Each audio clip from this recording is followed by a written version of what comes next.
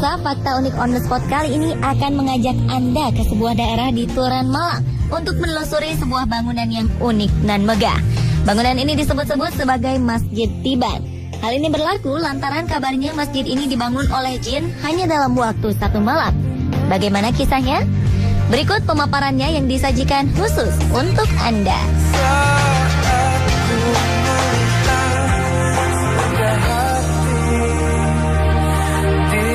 Menurut mitos, bangunan unik dan megah ini merupakan Masjid Tiban yang konon pembangunannya dilakukan oleh bangsa jin dalam 1 malam. Dinamakan Tiban karena bangunan ini tiba-tiba saja ada. Selain kemunculannya yang tiba-tiba, lokasinya yang berada di daerah pemukiman membuat masjid ini bak istana di tengah perkampungan. Namun faktanya bangunan ini bukanlah sebuah masjid saja. Bangunan ini merupakan kompleks pondok pesantren Biharu Bahri Asali Fadlaili Rahmah atau biasa dikenal dengan Ponpes Biba Al-Fadroh. Kompleks ini dibangun di atas tanah seluas 5 hektar. Jadi kalau ada orang yang mengatakan ini masjid jin, terus masjid Tiban, pondok jin, pondok Tiban, itu sudah tidak benar.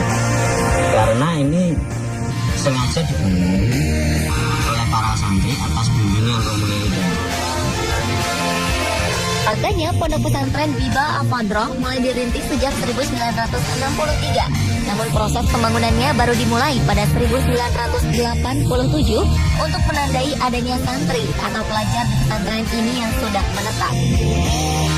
Hingga pada 1992, pembangunan sempat berhenti. Pembangunannya memang bertahap, hingga pada awal 1998, pondok pesantren ini mulai dibangun kembali. Hingga saat ini, proses pembangunan masih berjalan dan bisa dikatakan baru rampung sekitar 40% saja.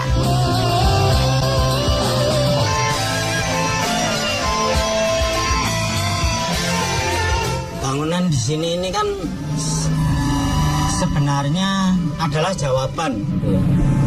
Jadi media sebagai media jawaban dari persoalan yang ada. Jadi awal mulanya sebagai berfungsi secara rohani. Jadi Romo Yai sebagai arsiteknya.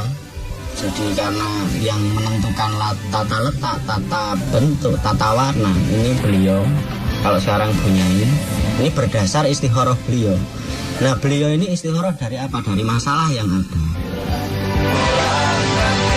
Pondok pesantren ini merupakan bangunan tanpa perencanaan, rancangan, gambar, dan desain seperti halnya bangunan pada umumnya. Oleh karena itu, wujud bangunan ini tidak memiliki blueprint. Untuk pembangunannya pun tidak menggunakan alat-alat berat dan modern pada umumnya. Para pekerja bangunan ini adalah santri-santri dari Pondok Pesantren Biba Al-Fadroh.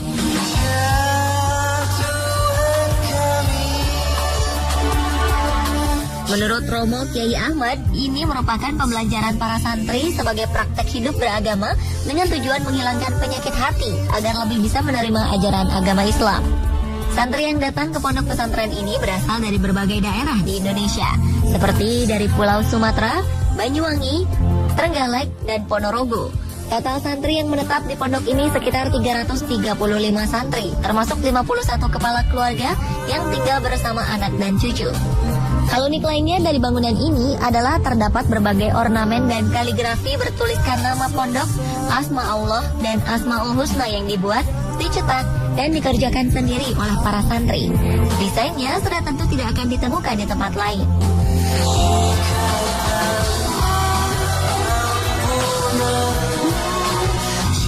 Keunikan lain dari bangunan ini adalah letak lantai ruangan yang tidak beraturan. Hal ini membuat para pengunjung akan tersesat dalam mencari jalan. Namun jangan khawatir, karena beberapa papan penunjuk jalan tersedia di sepanjang jalan, baik di dalam maupun di luar bangunan. Pembangunan pondok pesantren ini mengikuti kontur tanah yang berbentuk palung. Dan menurut penuturan Pak Ipong dalam pembangunannya, tidak merubah tekstur tanah dan tekstur air. Bahkan pohon-pohon yang ada tidak ditebang. Bangunan utama di pondok pesantren ini memiliki 10 lantai dan lift. Arsitektur bangunan yang mengagumkan dapat dilihat mulai dari gapura dan pos depan masjid yang bergaya seperti candi hingga kompleks bangunan utama. Dari pintu masuk kita akan langsung menemukan tempat istirahat pria. Ada hal unik di tempat ini. Di dalamnya terdapat air yang dapat keluar dengan menggunakan alat sensor. Air ini alami, langsung dari sumbernya, tidak dimasak dan merupakan hasil penyulingan. Air ini digunakan untuk membasuh wajah dan dapat diminum.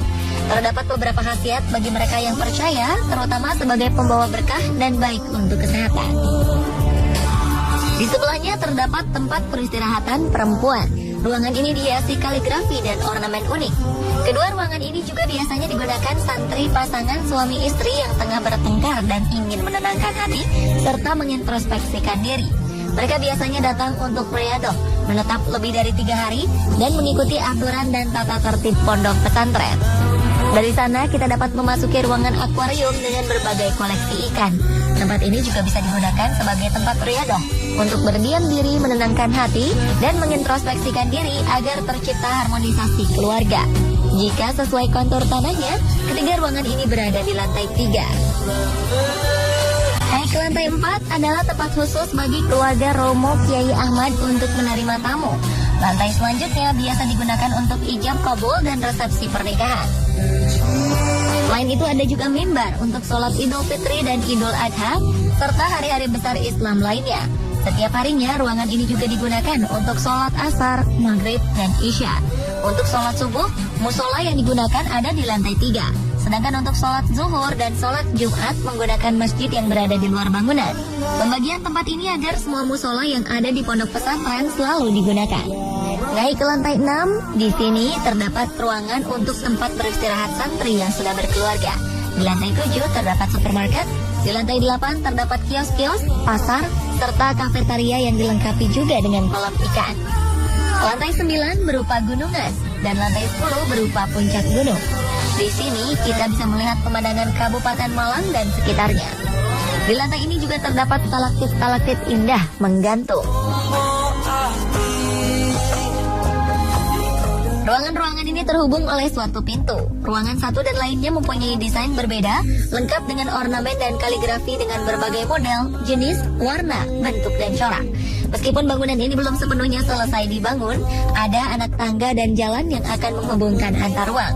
Jika lelah, ada beberapa tempat untuk beristirahat yang dilengkapi kursi dari kayu jati. Selain itu, di lantai atas terdapat kebun sayuran yang tumbuh subur. Para pengunjung wajib melapor di ruang informasi untuk mendapat kartu masuk dan kartu keluar tanpa dipungut biaya. Karena keunikan dan kemegahan bangunan pondok pesantren ini, tak ayal bila pondok pesantren ini sering dikunjungi wisatawan, baik yang ingin menenteramkan hati serta mengintrospeksi diri, atau hanya sekedar mengagumi bangunan unik dan megah ini. Tak jarang pondok pesantren ini juga dijadikan salah satu wisata religi. Menurut penuturan Pak Ipung, pihak pondok pesantren sifatnya menerima. Karena tujuan dibangunnya pondok pesantren ini, selain menerima santri untuk belajar, Romo Kiai Ahmad juga bercita-cita terhadap siapapun yang datang ke sini dan melihat bangunan ini akan tergetar hatinya. Dan akhirnya hatinya terbuka sehingga mendapat hidayah dan petunjuk dari Allah Subhanahu wa Ta'ala. Serta penyakit-penyakit hati yang ada di dalam diri hilang.